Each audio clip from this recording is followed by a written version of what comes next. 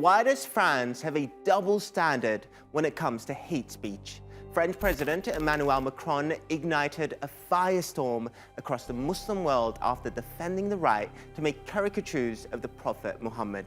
After the blowback hit, he tried his hand at damage control.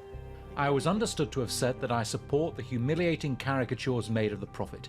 I never said any such thing. Why is Macron backtracking now? Did he miscalculate the backlash this would have on French interests in the Muslim world, where it does $100 billion in trade? France is now urging several Middle Eastern countries to end their calls for boycotts of French products. In the midst of all this, an old debate has been reignited.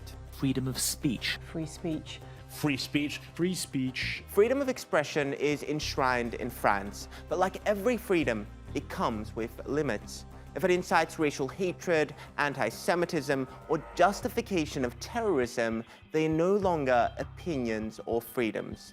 Instead, they become crimes. France has one of the toughest laws against Holocaust deniers. But when it comes to anti-Islamic hate speech or provocations, it falls under freedom of expression. For example, in 2009, the same controversial satirical magazine, Charlie Hebdo, fired cartoonist Maurice Siné, citing his anti-Semitism. He had made a cartoon showing then-President Nicolas Sarkozy's son converting to Judaism for financial reasons. But it's called freedom of expression when they publish caricatures Muslims consider blasphemous. The remarks of the French president has insulted Islam and hurt the feelings of Muslims around the world and can divide people of different religious beliefs around the world. 2 years ago, the European Court of Human Rights ruled that freedom of speech does not include defaming the Prophet Muhammad, and said it goes beyond the permissible limits of an objective debate and could stir up prejudice and put at risk religious peace. But in France, the caricatures continue to be published again and again. Once denounced by French leaders, the images are now defended by politicians, and some are even planning to publish a booklet for high school students featuring those caricatures. My role is to calm things down, which is what I'm doing here. But it is also to protect these rights. Macron recently tweeted this: "Laïcité, or secularism, never killed anyone." Did he forget France's brutal colonial past, which is rife with ethnic cleansing and mass killings?